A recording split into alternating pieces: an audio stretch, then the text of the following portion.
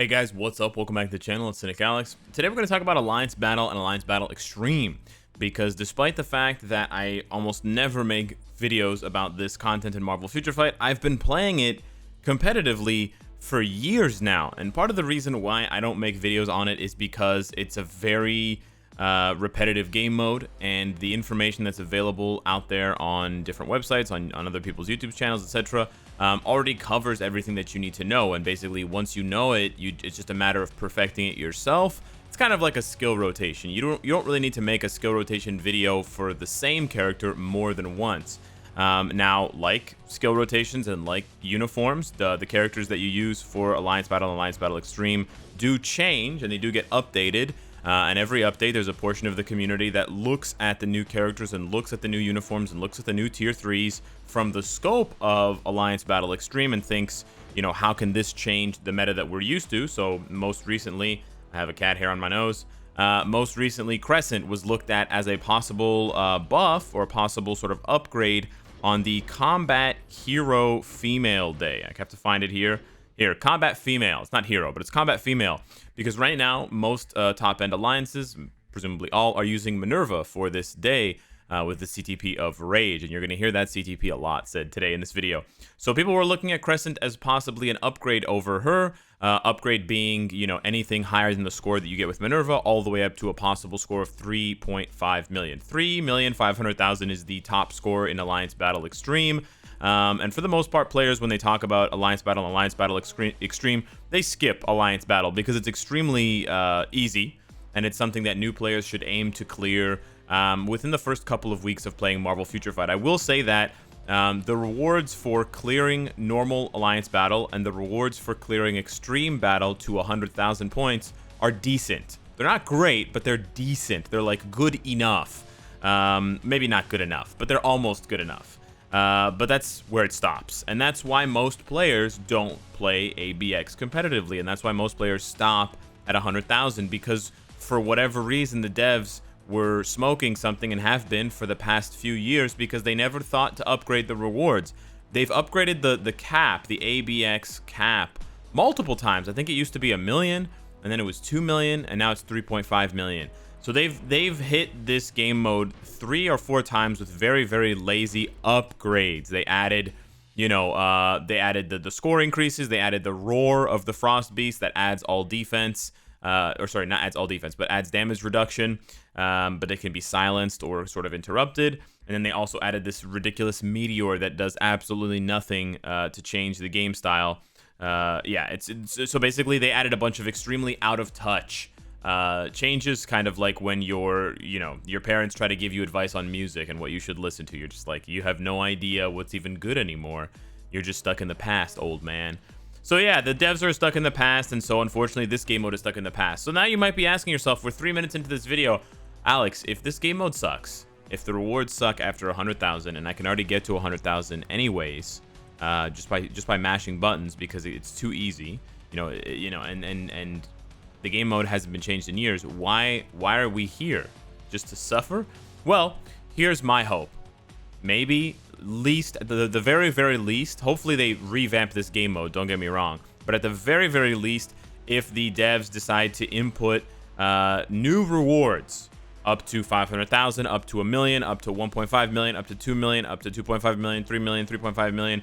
A guy can dream, right? If the devs decide to rework this game mode and provide compensation that makes sense with the amount of spending players are doing, tier 3 in characters day 1, CTPs of Rage, Odin's Blessings, fully awakened ISO 8 sets stage 12, mythic uniforms, like, it's insane. It's honestly insane. This is one of the biggest spending game modes in Marvel Future Fight for a very small portion of players.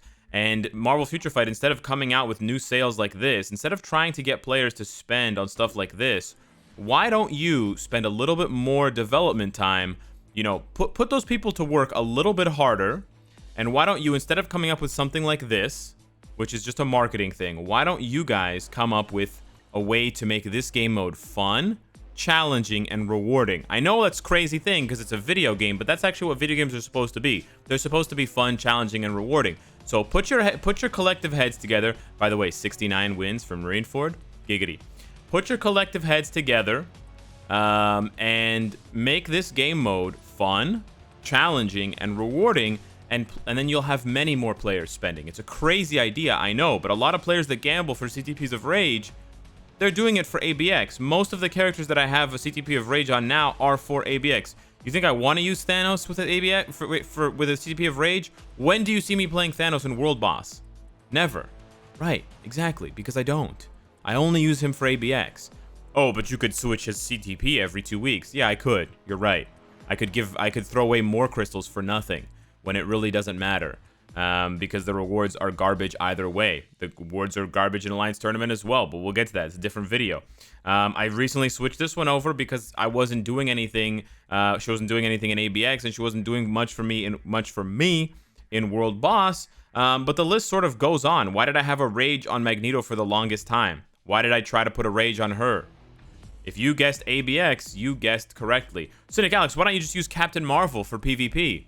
Well, guess what? I've got a PvE build on her one more time for ABX. So my hope is that if I can cover this video, if I can bring a bit of spotlight to it, hopefully the devs, hopefully this is not the first they're hearing of these problems that we're having. Hopefully everything that I'm saying is old news to them and they already know what needs to be done, and they're just, I don't know, gonna surprise me for my birthday in February. I don't know. But I'm doing this video for that reason. I'm also doing the video just to give you guys a bit of a refresher on Alliance Battle and Alliance Battle Extreme, so that if they do increase the rewards, you can come back to this video and you can have a head start, and I don't have to make another video right away. I mean, I probably would make one in that case to at least react to the rewards, but this will give you a better idea of what you should aim for if you're trying to improve your score. I'm not going to go into too much depth because that takes a lot longer and you need multiple videos to cover each of these specific days because it can get pretty specific. And then I also want to give a bit of a shout out to my 2 alliances. That's right, not 1 but 2. So we've got the new meta alliance, which is right here. I'm the leader, and we are generally speaking always or almost always in the running for the top 16 highest alliances that will then make it into the Alliance Tournament. However, maybe you didn't know, I have a second alliance in the making. Obviously, I'm not the leader of that one. The leader of that alliance is Final Corruption, one word, and the alliance is called Ultimates, one word. No the Ultimates, just Ultimates. No relation to the 3.7 update that caused us to boycott. Anyways, if you are looking to push your Alliance Battle Extreme scores, if you're maybe on the fringes, on the outskirts of stardom and high scores, maybe you're in an alliance that's in the top 100, maybe you're in an alliance that's in the top 200, and you've kind of just been, you know, cruising along and you want that push. If you're already established in Alliance Battle but you want to reach further, join Ultimates. It's a bit of a sales pitch. It's a bit of a way to try and get more recruits to the alliance. We're not yet full. I believe there's about 15 members out of 40, which is still a ways to go. There's about 25 members missing, but all of those players are very competitive. All of those players have very, very high scores, and my hope is that I can surround them with more winners, and then they can win as well. And then instead of having 40 players who can use that as a way to compete and as a way to improve their own gameplay, there's 80. The last thing is for ABX specifically, not really Alliance Battle, but for Alliance Battle Extreme, it does help you become a better player in a small way. I wouldn't say that it's the only way to become a better player, and I wouldn't say it's the main way to become a better player, but Alliance Battle is one of the only game modes that you can repeat. Now, there is a problem with repeating Alliance Battle Extreme, and we'll get to that in a second, but it is one of the few game modes where you can play over and over and over again, and there actually is a challenge involved. World Event is similar, but not exactly the same, and I think World Event doesn't necessarily have the same parameters as something like World Boss does in terms of the way the enemies interact with you and the way they spawn in. So I think ABX is probably the closest thing we have right now to like infinite World Boss type thing. Although you don't kill the boss, it's more of like a damage check, sort of almost like a target dummy in a way. So the first tip I have for you guys, really simple tip: don't use characters in normal mode that you want to use for extreme mode, because you cannot use them again. So this is Combat Villain Day. The number 1 combat villain is, of course, this guy right here. The number 2 combat villain is this guy right here. If you don't have either of these, you're probably best off using Molten Man for today, and then Minerva would probably round out the list at number 4. I'm not sure if there's any other combat villains that are worth mentioning beyond those 4. I mean, way back in the day, we used to use Carnage, which was absolutely brutal. So I don't want to use these characters right now because I want to use them for the extreme mode after I beat the regular mode. You have to beat the regular mode to unlock the extreme mode. So we're going to go ahead here with Cyclops. For the regular mode, again, it's really easy. New players should be striving to complete this game mode every single day that it's available. So maybe look ahead if you're a brand new player, or you're not that new. Maybe you've been playing for like a month, but you've been ignoring Alliance Battle altogether. Maybe you're not even in an Alliance for some reason. Take a look at the schedule. I quickly cycled through it, but you can do a quick Google search and find the whole schedule. The schedule hasn't changed in terms of who you need to use. It hasn't changed in, I want to say, years. So it should be easy to find. I can cycle through it again later on in the video, but this normal mode is straightforward. It's going to be obviously a bit harder for you if you're not using tier 3 characters and the like, but any kind of tier 2 character honestly should be able to clear this with even a medium build. I don't think you need to have insane cards or anything like that to clear this normal mode. And this normal mode is good because it's kind of like a wave mode, so it's kind of fun, and it's not too difficult, which is nice. And the rewards are good. Now, the only thing you need to be careful of as a newer player is the meteors. If, I believe, 2 or 3 meteors hit you, you get stunned. It's been so long since I got stunned. I think it's 3 meteors. When you get hit by 1 meteor, it'll pop up there in the corner. Adds effect on hit, stun for 3 seconds after 3 hits. So there you go, it says. So if you get hit 3 times with a meteor, you will get stunned. That happens a little bit more often in Alliance Battle Extreme because it lasts longer. As you can see here, if you have enough damage, this will barely last a minute. So there I finished it in a minute and 20 seconds. This is really straightforward. But you can see here, for the amount of effort that I put in, you know, I played for a minute and 20 seconds. I was just talking to you guys. I was just pressing the skills kind of, you know, lackadaisically. I wasn't paying attention at all to the damage. And you can still achieve those kinds of results with the tier 2 characters. You don't need tier 3s for this game mode at all. But look at the rewards. They're actually not bad. They're not amazing, but they're not bad. Norn Stones, Bios, you know, this is the stuff that we were getting 2 and 3 years ago. And that's why when this game mode came out, everyone loved it. They were like, oh my god, I get all these rewards for just that? This was amazing like 3 years ago. And I guess Marvel Future Fight just never bothered to you know, update these rewards, which honestly is like insane to say. I don't know how they figured that we wouldn't get and grow out of these rewards over time. So here we go. We're going to do Alliance Battle Extreme now. Here it filters out the list, so it only shows you the combat villains you have. You can pretty much hit 100,000 with any of these characters, to be honest with you. 100,000 is the cap for rewards. It's not the cap for score, but it's the cap for rewards. Probably the only character that's going to struggle to get 100,000 is these 2 clowns right here. And maybe him, but they might be able to do it. I would love to actually try to clear this with Absorb. I actually really like Absorbing Man. But yeah, I was saying, these 3 are probably the top, and then Minerva's probably 4th. Unfortunately, all defense down characters don't do well in Alliance Battle Extreme because the Frost Beast likes to cleanse frequently. For whatever reason, he has like really high crowd control reduction. So even if it has like 10 seconds all defense down, it goes away in like 2 or 3 seconds. So that actually is an interesting an interesting difference between this game mode and something like World Boss, where, you know, Deadpool is amazing in World Boss. Deadpool's not that good. Deadpool's actually pretty bad. Like a tier 2 Luna was outscoring a tier 3 Deadpool in ABX once upon a time. And that has to do with the fact that she has much higher raw damage. So in ABX, AoE and raw damage are really the key. Of course, having CTPs of energy, having CTPs of rage, having really good cards with lots of all attack, lots of energy attack, lots of physical attack. There are lots of ways you can spend money to improve your ABX scores. But from a gameplay point of view, not from an account point of view, I just want to point that out. That, you know, there is a different ranking for characters on how well they do in World Boss, partially dependent on the fact that certain tactics don't work. Like, you can't bring Dr. Voodoo Lead and Deadpool into this game mode and dominate in 2 seconds. It's not going to work the same way like it does on stage 90 of Cull Obsidian. They're different game modes in that sense. But it's basically the same as, or it's similar to what you just saw with the robots, except now, in addition to the robots spawning every, like, 5 or so, 10 or so seconds, you see they spawn in a ring around me. And on top of that ring around me, there is the Frost Beast in the middle. The Frost Beast in the middle doesn't die, he just takes damage and then recovers the damage. So in that sense, it's very much like a test dummy. So because there are no strikers, it's easier to see what's going on. It's still kind of hard with Namor specifically, but this is an easy way of practicing things like when to cancel skills, to see when the animation is over, to get a feel for a character's rotation, because especially if you're using a strong character, there's very little chance that you will die in this game mode. The Frost Beast does pretty low damage to you. It's in like the low thousands, 2,000, 3,000. He hits very slowly, as you can see. He does like a telegraphed swipe and a telegraphed lunge. So there really isn't a challenge as far as the enemy is concerned. Like, it's not like World Boss where they can kill you or they have like iframe ignoring attacks. Here, what's really important is obviously maximizing your build, which is where the spending comes into play big time. Maximizing your build, having the right characters, you know, having tier 3 Namor, having the uniform maxed out at Mythic. All this stuff costs lots of resources and real money.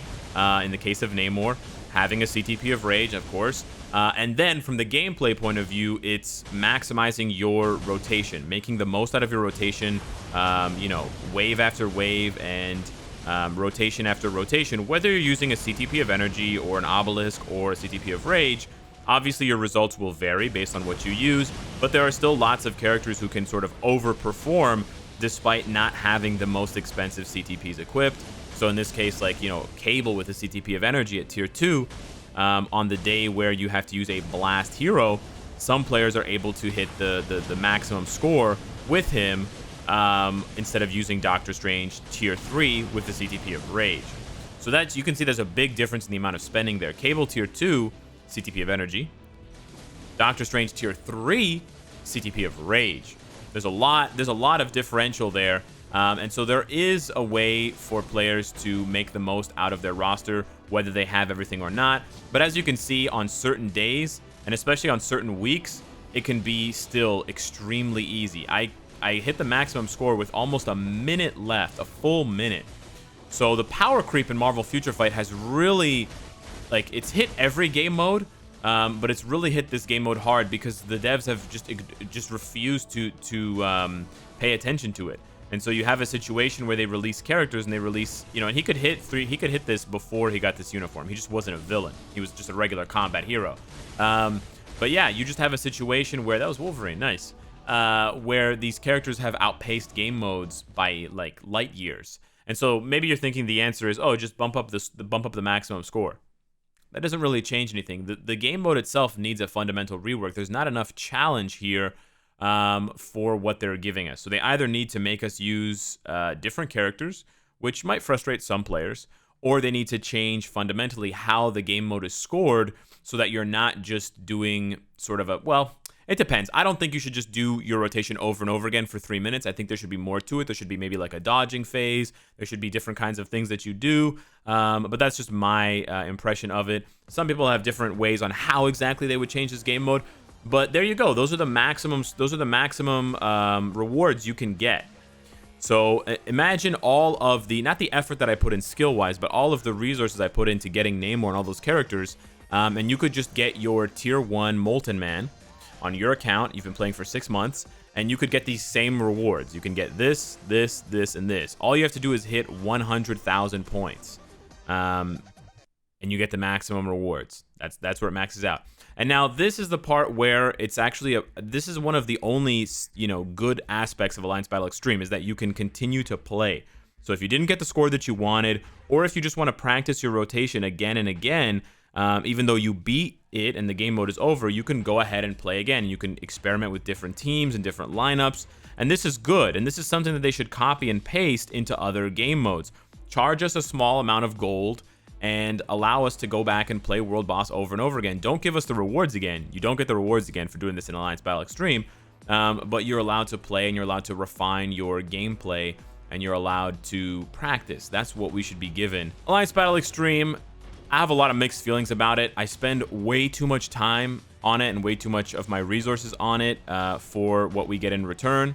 But really, this is the primary way that my alliance and I compete, and this is the primary way in which a lot of alliances compete that don't like the time constraints and the even worse rewards somehow of Alliance Conquest. So I just wanted to bring this up. I wanted to point this out. I wanted to shout out my alliance and maybe get some new recruits to the second alliance, and then hopefully cross my fingers and see if this game mode gets reworked very soon.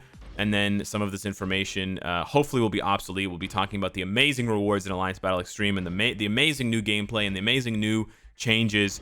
And we'll look on this video as sort of a time capsule for the previous mistakes that the devs have rectified. Woo! All right, guys, how crap is ABX? I swear. Anyways, I'm going to update the ABX guide on my master guide sheet. I know it hasn't been updated since update 4.9. I think nowadays competitive scores are somewhere in the realm of like 25, 26 million for the first week. Actually, I can just check here. Yeah, it's actually, it might be higher than 25. I think a competitive score might be like 26, 27 million for the first week. And then for the second week, I think like 20, 21, 22 million are competitive for the second week scores. That's like from round 9 onward with stuff like superhero. No, wait. Yeah, stuff like Speed Villain, Electro, Victorious and stuff like that. So anyways, let me know what you guys think of Alliance Battle Extreme. How outraged are you that they haven't updated this game mode in years? I know. And I'll see you in the next one. Thanks for watching and take care.